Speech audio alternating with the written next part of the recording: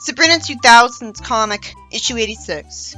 Sabrina says to Harvey that people just don't do picnics anymore. He says that's weird for some reason, and he hopes that none of the guys from the team see him. This is silly, but I think I like her rose-colored glasses all of a sudden. She jokingly throws a little red thing at him, hoping that they do see her, and hugs him, asking him to stay with her until school starts again. He says he'll only leave for a week. She wishes she could go with him and thinks he forgot that he said she might be able to go with him. He asks her to heat up his tea, and she thinks that he just wants to see magic. It's realistic that she'd actually be afraid of him wanting to use it too much to benefit him. He just says he could never see enough magic because it's amazing, and it's sweet to see him ask for another broom ride later. She says that it's risky for mortals, for some reason, when she could just point to save him if he falls off. The only way it'd be risky is if someone spying on them saw it. You'd think the spy witches would find out she told Harvey she's a witch right away, so he'd get a memory spell cast on him as soon as possible. But then we wouldn't get to see any of these scenes. So instead, people just weren't watching Sabrina for a long time. I guess they're understaffed. He kisses her, and arbitrarily his teammates make fun of him. He naturally says they're just jealous, and they act like he's wrong. They're acting like 5-year-olds. Wouldn't teenagers actually want a relationship and actually be jealous of them for having one? Also, wouldn't they be used to seeing teenage boys kiss their girlfriends? The writer doesn't really know what teens are like here. Sabrina acts like he didn't stand up for her, when clearly he did by saying that they're jealous. It's not like they made fun of her. Harvey says that the guys just don't understand, as I hope Sabrina learns to treat him better because she's on thin ice. And Sabrina finally asks how her friends can trust all of these people to not tell the council on them that they're gonna overthrow the queen. I'm also wondering how is a witch not taken over Earth by now if apparently no witches are spied on? Nera says that on the bright side, all of their members are teenagers. Coincidentally. So he assumes that if one of them tried to tell the council, he wouldn't be taken seriously just because of his age. I'd think that if an oppressive government got tipped off by anyone, they'd follow that lead because they're always paranoid like that.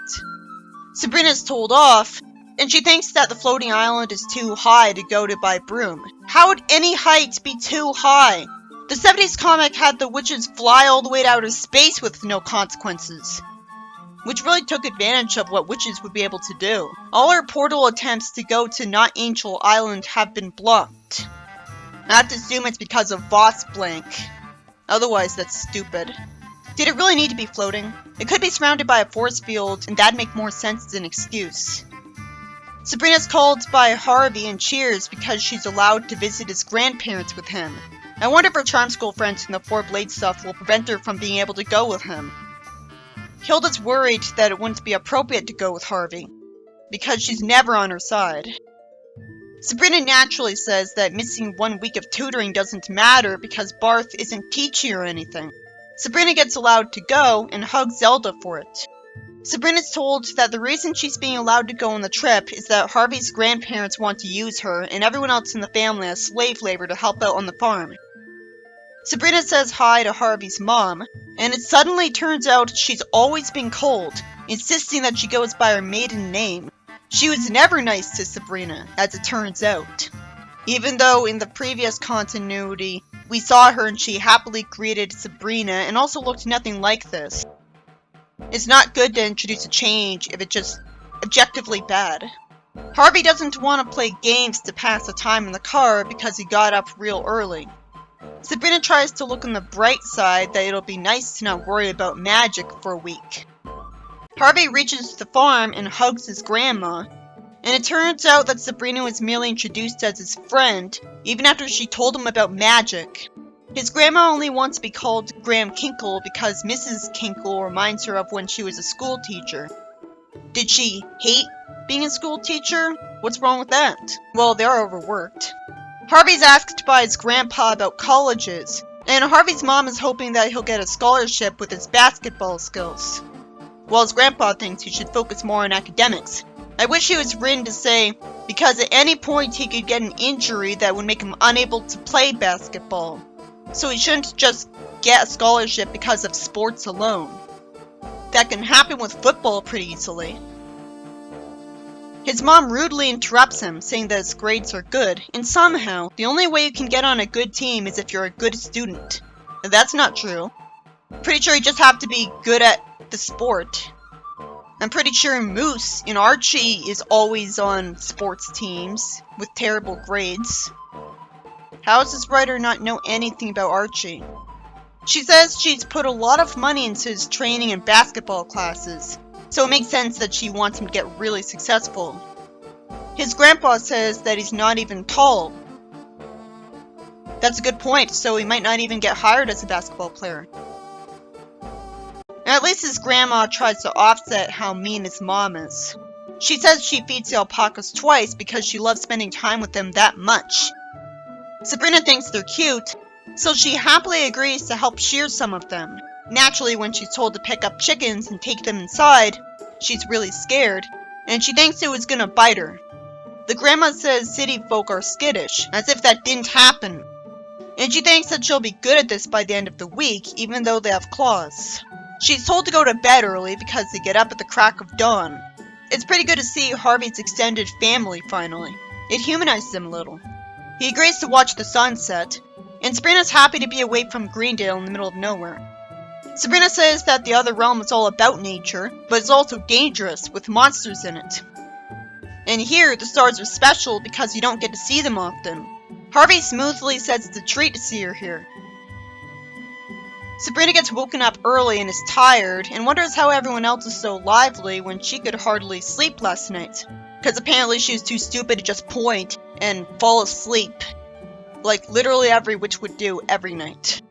She's grossed out at having to clean up after the alpacas because she just wanted to pet them. She doesn't think of the consequences and uses magic to get rid of the stuff she's supposed to clean up. What if she got spotted? It'd be pretty easy for her to find out no one was watching her. Wouldn't the family get suspicious of her because this happened too fast? She explains that witches aren't supposed to use magic in the mortal realm.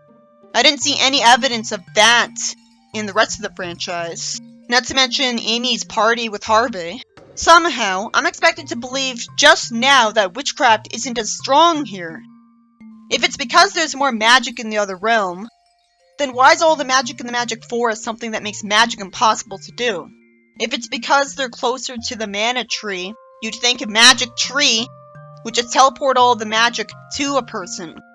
And also, obviously they would still have that magic after the tree died, at least until they ran out. Sabrina says that sometimes there's side effects to magic, and if she uses too much magic, the council will punish a witch. Since when? That happened before, but that was still stupid.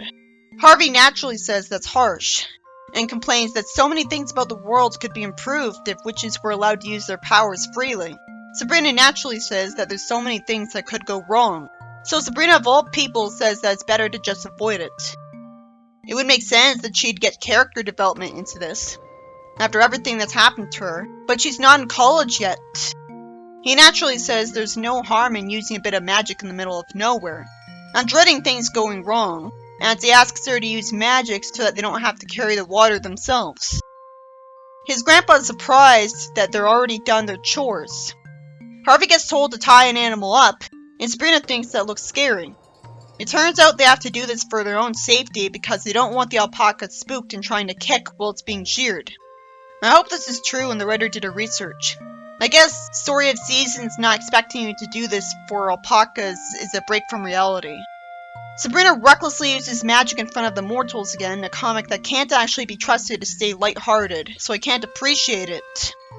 She casts a spell to make the alpaca relax while they shear him. She should be drawn to pet its head.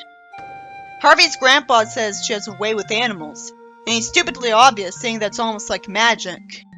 Sabrina thanks his grandma for complimenting her, and she's told that she could be taught how to use a drop spindle to help make yarn. She reveals that it takes patience and Harvey doesn't have it. Sabrina wouldn't either. Harvey's mom sweetly defends her son, saying that he's patient because on the basketball court he never rushes into reckless plays. He thinks all of his actions through. Except for dating Sabrina. She says that if her mom came to Greendale to watch his games, she'd know him better. She says they can't leave the farm to do that because it's a year-round job. She's smarter than her, and Sabrina says that Zelda can knit. The kettle goes off, and Sabrina's told to enjoy this while it lasts because she could see herself living this fulfilling way every day. She's told that school is starting again soon, and Harvey will need to focus. Sabrina should just not talk to his mother. Obviously, he would date her regardless of whether she allows her son to or not, if he decided to date her twice. Which makes me wonder what took him so long. She somehow thinks that having a relationship will keep him from getting into college. Because, colleges are allowed to do that. Not to mention he's too young for college. Sabrina says she wants Harvey to succeed at basketball too. Harvey's mom has a good point when she says, "What happens if Harvey gets accepted into a different school than you?" She speaks from experience when she says that he might go into a different college just to be with her. Sabrina says she wouldn't let Harvey do that. At least Harvey's mom says that once they're adults, they're free to date all they want. Sabrina realizes that this was why he was so timid about dating, but there's no reason he wouldn't have told people this a long time ago. Not to mention, why did he date Amy? Why did he date her? At least his mom is an understandable antagonist. She's not really evil. She has good intentions. And Sabrina's sad when Harvey takes her side. She expects Harvey to stand up to his mother, and refuses to fight for their relationship and even so much as hold her hand. His mother being this way came completely out of nowhere. Naturally, because she was always portrayed as a good, nice mother before. So this is character derailment. It's at least not contrived. But I still don't appreciate more drama happening. This isn't how I assumed they'd break up. Well, at least they technically don't break up because of this, but in retrospect, I wish it was how they broke up. Sabrina 2000s comic, issue 87. Sabrina waits for people to pass her by and thinks that opening a portal from a forest in the other realm will work better when she's trying to go to Angel Island. I'm not calling it Sylphanary. That's annoying to say and spell. I'll just call it the floating island. The writer even wrote for Sonic, so there's no way this wasn't ripped off from it. She's way off again, and thinks there's a barrier around the island that she can't break through. There's no believability to this, because the comic kept making a big deal out of the fact that she can do impossible things for a witch. So she would just do a good job instantly. She somehow conjured up a prune instead of a broom when she was falling. Speaking of ridiculousness. And Salem thinks she's losing her touch. I was wondering if the place around the island had a spell in it to make witches dumber. No, that makes sense. She's just distracted worrying about Harvey. Salem says she and Harvey are too young to be in a serious relationship and should just enjoy youth. How does that keep them from enjoying life? Salem says Harvey just needs more confidence. Maybe he's just smart enough to know that's pointless to stand up to his mother. Sabrina's proud of successfully creating popcorn for her tutor in the magic forest. What took so long? He says that because this one's burnt, it means her magical strength is getting stronger. Sabrina asks him about the floating island, and he doesn't know the resort there is long gone. He doesn't want to believe that, and somehow he doesn't respond to the idea that somehow the mana tree is dying. It'd make more sense if he already knew. He thinks she never went there, and explains that only the rich could go there. But he snuck there with his buddies using a hidden passageway. Oh, he does remember his past. If he lost all of his memories, he wouldn't know this, so you'd think she'd realize he doesn't have amnesia right now. She's told where to find it. I wonder what took her so long to ask for his help. And she thanks him and hugs him.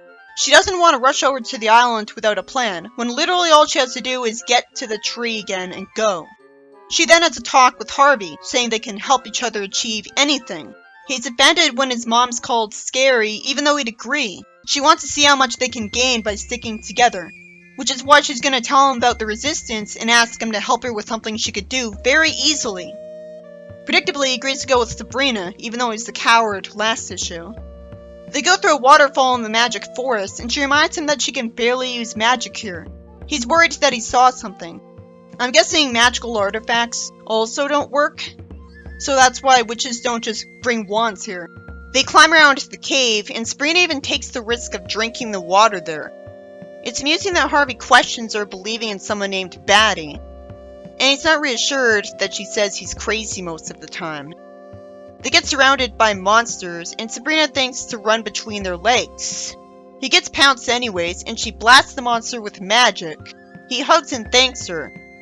She was just only able to pop popcorn, but it was a little foreshadowed because she burnt the popcorn. Still a bit of a sudden leap. Luckily, she still remembers the magic word to get to the mana tree. She has to have written it down and memorized it. It makes sense that he asks her for the magic word, because for all he knows, she's a shape-shifted other witch. Good thing the fence is nice enough to let Harvey come with her. Sabrina wonders where all of the dead leaves are. It's obvious that they were gathered and hidden. They hear voices, and someone asks why she always has to do his dirty work. Good point. I mean, he could just summon someone.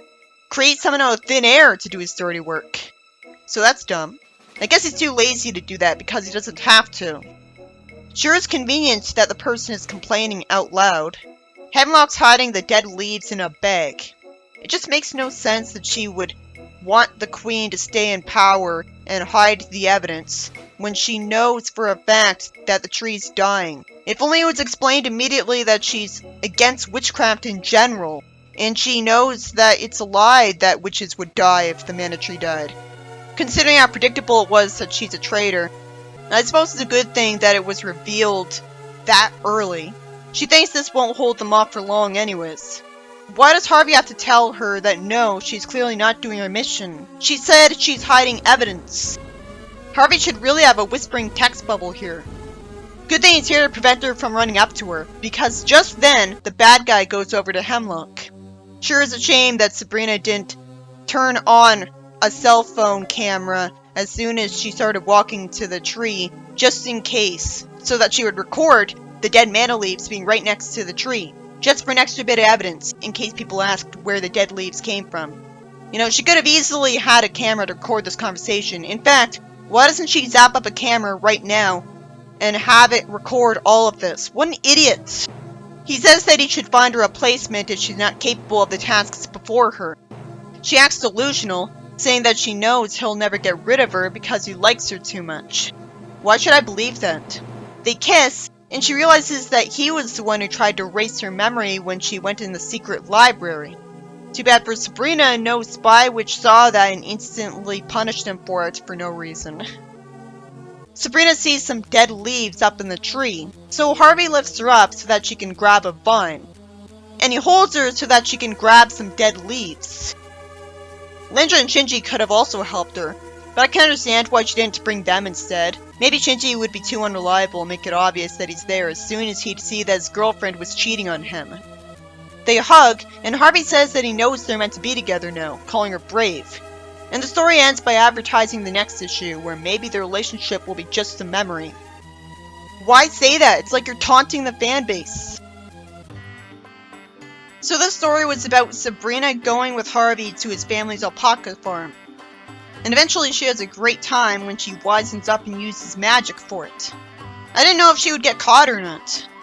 So I couldn't fully enjoy it because I was worried that she'd get caught and they'd play for drama. But it didn't. It also reveals that the reason Harvey was timid about relationships is because of his mom. But it just makes me wonder why he even dated anyone in the first place. So this story was about Sabrina going to get dead leaves from the mana tree. Sure, it's a shame she didn't think to have a camera that was on with her to make sure everyone would be able to see the footage to know where she got them from as soon as she'd show them to people. And Hemlock's a traitor. Because she's in love with Voss Blank?